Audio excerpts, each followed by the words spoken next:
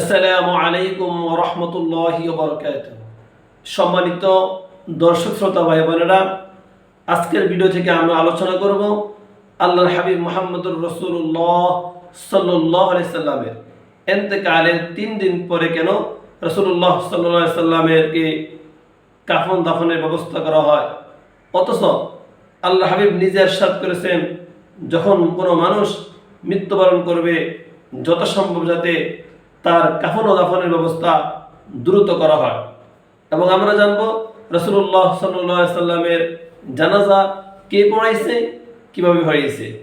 মুহতারাম হাজরিন, এই বিষয়ে হযরত আব্দুল্লাহ ইবনে আব্বাস রাদিয়াল্লাহু তাআলা আনহু ইরশাদ করেন যে আল্লাহর হাবিব মুহাম্মদুর রাসূলুল্লাহ সাল্লাল্লাহু আলাইহি সাল্লাম সোমবারে ইন্তেকাল করেন।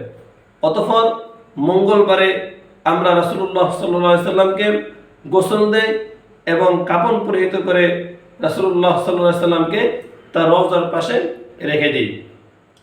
অতঃপর দলে দলে সাহাবায়ে কেরাম এসে রাসূলুল্লাহ সাল্লাল্লাহু আলাইহি সাল্লামের আলাদা আলাদাভাবে তারা জানাজার নামাজ পড়লেন।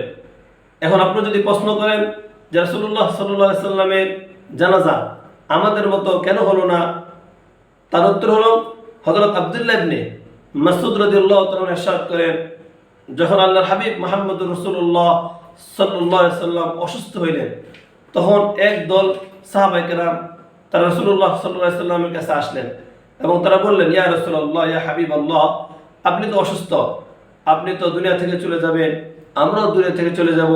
ইয়া রাসূলুল্লাহ, যখন আপনি দুনিয়া থেকে চলে যাবেন তখন আপনাকে গোসল কে দিবে, আপনাকে কাফন দাফন কে দিবে?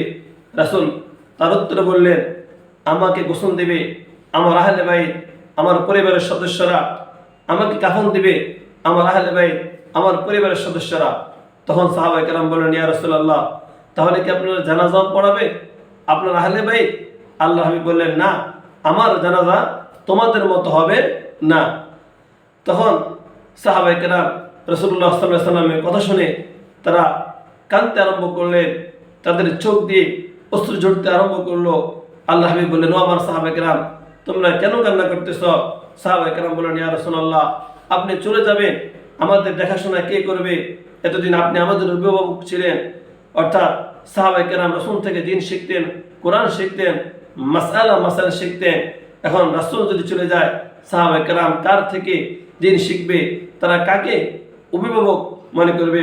তখন আল্লাহ হাবিব বললেন, আমার সাহাবায়ে কেরাম, আমি চলে যাব, কিন্তু আমার পরে তোমাদের অভিভাবক থাকবে স্বয়ং আল্লাহ সুবহানাহু ওয়া তাআলা। মুহতারাম হাজরিন, এরপরে সাহাবায়ে কেরাম চলে আসলেন। এদিক দিয়ে আল্লাহ রাসূল সাল্লাল্লাহু আলাইহি সাল্লাম যখন ইন্তেকাল করলেন, তখন হযরত সালিম ইবনে উবাইদ তিনি সর্বপ্রথম হযরত আবু বকর সিদ্দিক রাদিয়াল্লাহু তাআলা আনহুর কাছে এসে সংবাদ দিলেন যে আল্লাহর হাবিব ইন্তেকাল করেছেন। হযরত আবু বকর সিদ্দিক রাদিয়াল্লাহু তাআলা আনহু যখন এই সংবাদ পেলেন, তিনি দৌড়ে রাসূলের কাছে চলে আসলেন। আসার পরে তিনি লক্ষ্য করলেন আল্লাহ হাবিব সত্যিকারে তিনি ইন্তেকাল করেছেন, তিনি মৃত্যুবরণ করেছেন। তখন হযরত আবু বকর সিদ্দিক রাদিয়াল্লাহু তাআলা আনহু পড়লেন, কুল্লু মান আলাইহা ফান ওয়া ইয়াবকা ওয়াজহু রাব্বিকা যুল জালালি ওয়াল ইকরাম। পৃথিবীর সব কিছু ধ্বংস হবে, শুধু কেবল আল্লাহ তাআলার অস্তিত্ব কি থাকবে, বাকি থাকবে। এদিকে রাসূলুল্লাহ সাল্লাল্লাহু আলাইহি সাল্লামের মৃত্যুর সংবাদ যখন হযরত ওমর ফারুক রাদিয়াল্লাহু তাআলা শুনতে পাইলেন, তখন হযরত ওমর ফারুক রাদিয়াল্লাহু তাআলা ইরশাদ করলেন, কেউ যদি বলে রাসূল মারা গেছে অথবা রাসূল মৃত্যুবরণ করেছে, রাসূল ইন্তেকাল করেছে, এই জাতীয় কোনো শব্দ কেউ যদি উচ্চারণ করে, আমি ওমরের তলোয়ার দ্বারা তার মাথাকে শরীর থেকে আলাদা করে দিব। হযরত ওমর রাদিয়াল্লাহু তাআলা রাসূলের মৃত্যুর কথা তিনি সহ্য করতে পারেন নাই। তিনি আসছেন, আসার পরে হযরত আবু বকর সিদ্দিক রাদিয়াল্লাহু তাআলা হযরত ওমরকে বললেন, ওমর, তুমি শান্ত হও। কেন?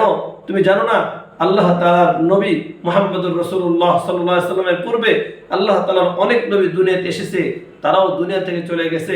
নবী তিনিও আমাদের নবী মুহাম্মদুর রাসূলুল্লাহ তিনিও দুনিয়া থেকে চলে গেছে। আল্লাহ তাআলা বলেছেন, কুল্লু নাফসিন যায়কাতুল মউত, পৃথিবীর সবাই মৃত্যুবরণ করবে। যার মৃত্যুর সময় যখন চলে আসে সেটা থেকে কেউ বাঁচতে পারে না। তোমাকে যাইতে হবে, আমাকে যাইতে হবে। মৃত্যুর সত্য বিষয়টাকে তুমি কেন বিশ্বাস করো না? মুহাম্মদুর রাসূলুল্লাহ সাল্লাল্লাহু আলাইহি ওয়াসাল্লাম তিনি একজন নবী, তিনি ইন্তেকাল করেছেন, ওই বিষয়টাকে তুমি স্বীকার করো। হযরত ওমর রাদিয়াল্লাহু তাআলা আনহু হযরত আবু বকর সিদ্দিকের কথা শোনার পরে তিনি শান্ত হয়ে গেলেন। কারণ ওমর রাদিয়াল্লাহু তাআলা আনহু আল্লাহর হাবিবের পরে সবচেয়ে বেশি ভালোবাসতেন আর সম্মান করতেন হযরত আবু বকর সিদ্দিক রাদিয়াল্লাহু তাআলা আনহুকে। মুহতারাম হাজরিন, এখন যদি প্রশ্ন করেন যে তাহলে 3 দিন পর্যন্ত রাসূলুল্লাহ সাল্লাল্লাহু আলাইহি সাল্লামের কাফন দাফন করতে দেরি হলো কেন? এর 3টি কারণ। প্রথম কারণ হলো, যে কারণে রাসূলের লাশ দাফন করতে 3 দিন দেরি হলো, প্রথম কারণ হলো যে সাহাবায়ে কেরামদের মধ্যে কিছু লোক তারা রাসূলকে এত পরিমাণ ভালোবাসতেন যে তারা মনে করেছেন হযরত মূসা আলাইহিস সালাম যেমনিভাবে তাওরাত আনার জন্য তুর পাহাড়ের ভিতরে স্থানান্তরিত করেছেন 40 দিনের জন্য, তারা মনে করেছিলেন যে হয়তো আল্লাহ হাবিবও তিনি কি করছেন, কোনো কিতাবের জন্য তিনি স্থানান্তরিত করেছেন, এরকম মনে করতেন। অর্থাৎ তারা রাসূলকে অধিক ভালোবাসার কারণে তারা রাসূলের মৃত্যুর আগে তারা প্রথমে কি করে নাই, মানতে রাজি না। তারা ভাবতে লাগলেন যে আল্লাহ হাবিব হয়তো কি করেছেন, মূসার মতো স্থানান্তরিত হয়েছে, তিনি আবার ফিরে আসবেন। তখন হযরত আবু বকর সিদ্দিক রাদিয়াল্লাহু তাআলা আনহু সকল সাহাবায়ে কেরামদেরকে বুঝাইতে সক্ষম হলেন এবং তাদের ভুল ভাঙালেন যে না, আল্লাহ হাবিব স্থানান্তরিত হয় নাই, তিনি মূসা আলাইহিস সালামের মতো তুর পাহাড়ে বা অন্য কোথায় যায় নাই, তিনি চিরদিনের জন্য মায়ার নবী, রাহমাতুল লিল আলামিন নবী, তিনি চিরদিনের জন্য আমাদের থেকে চলে গিয়েছে, তোমরা এই বিষয়টাকে স্বীকার করো। এই হলো প্রথম কারণ। দ্বিতীয় কারণ হলো আল্লাহ রাসূল সাল্লাল্লাহু আলাইহি সাল্লাম যে ইন্তেকাল করেছেন, রাসূলের কাফন দাফন কোথায় হবে ওই স্থানটা নির্দিষ্ট ছিল না। আল্লাহ হাবিব ইন্তেকালের পরে কিছু সাহাবায়ে কেরাম বললেন রাসূলকে জান্নাতুল বাকিতে দাফনের ব্যবস্থা করার জন্য, কিছু সাহাবায়ে কেরাম বললেন রাসূলকে মসজিদে নববীতে দাফন করার জন্য। রাসূলের দাফনের বিষয়ে সাহাবায়ে কেরামের মধ্যে বিভিন্ন মতবিরোধ দেখা দেয়, কয়েকটা গ্রুপ সৃষ্টি হয়।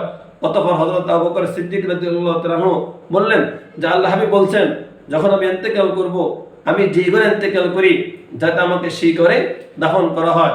যেহেতু আল্লাহ হাবিব হযরত আয়েশার ঘরে ইন্তেকাল করেছেন, আবু বকর বললেন যে আল্লাহ হাবিবের দাফন আয়েশার ঘরে হবে। এই কারণেও অর্থাৎ রাসূলুল্লাহ সাল্লাল্লাহু আলাইহি সাল্লামের কাফন দাফন কোথায় হবে এই বিষয়টা নিশ্চিত হওয়ার জন্য আরো একদিন চলে গেল। রাসূলুল্লাহ সাল্লাল্লাহু আলাইহি সাল্লামের কাফনের দেরি হওয়ার তৃতীয় কারণ হলো যে আল্লাহ হাবিবের পরে খলিফা কি হবে এই বিষয়ে ঐক্যের প্রয়োজন ছিল। কেউ বললেন ওমর হবে, কেউ বললেন ওসমান হবে, কেউ বললেন আলী হবে। এই বিষয়ে সাহাবায়ে কেরামের ভিতরে মতবিরোধ দেখা দেয়। পরবর্তীতে হযরত ওমর ফারুক এবং হযরত আলী রাদিয়াল্লাহু তাআলা আনহু এবং বড় বড় সাহাবায়ে কেরাম তারা সকলে ঐক্যবদ্ধ হলেন যে না, আল্লাহ রাসূল সাল্লাল্লাহু আলাইহি সাল্লামের সুদিন দুর্দিনের সাথে ছিলেন হযরত আবু বকর সিদ্দিক রাদিয়াল্লাহু তাআলা আনহু এবং আল্লাহ হাবিবের সবচেয়ে বেশি কাছের মানুষ ছিলেন আবু বকর সিদ্দিক রাদিয়াল্লাহু তাআলা আনহু।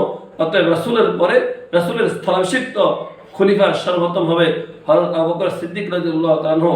এই 3টা কারণে রাসূলুল্লাহ সাল্লাল্লাহু আলাইহি সাল্লামের কাফন দাফন 3 দিন পর্যন্ত দেরি হয়ে গেল। মুহতারাম হাজরিন, রাসূলুল্লাহ সাল্লাল্লাহু আলাইহি সাল্লামের কাফন দাফনের বিষয়ে অনেক বিভ্রান্তি রয়েছে। আল্লাহ তাআলা আমাদেরকে সেই বিভ্রান্তিগুলো থেকে হেফাজত করুক এবং রাসূলুল্লাহ সাল্লাল্লাহু আলাইহি সাল্লামের এই কাফন দাফনের সত্য বিষয়টা আমরা জেনে অন্যদেরকে পৌঁছানোর নিয়তে আলোচনাটা আমরা মনোযোগ সহকারে শুনব এবং শেয়ার দিয়ে আমরা অন্যদের কাছে পৌঁছে দেব। জাযাকুমুল্লাহু আহসানাল জাযা। আসসালামু আলাইকুম ওয়া রাহমাতুল্লাহ।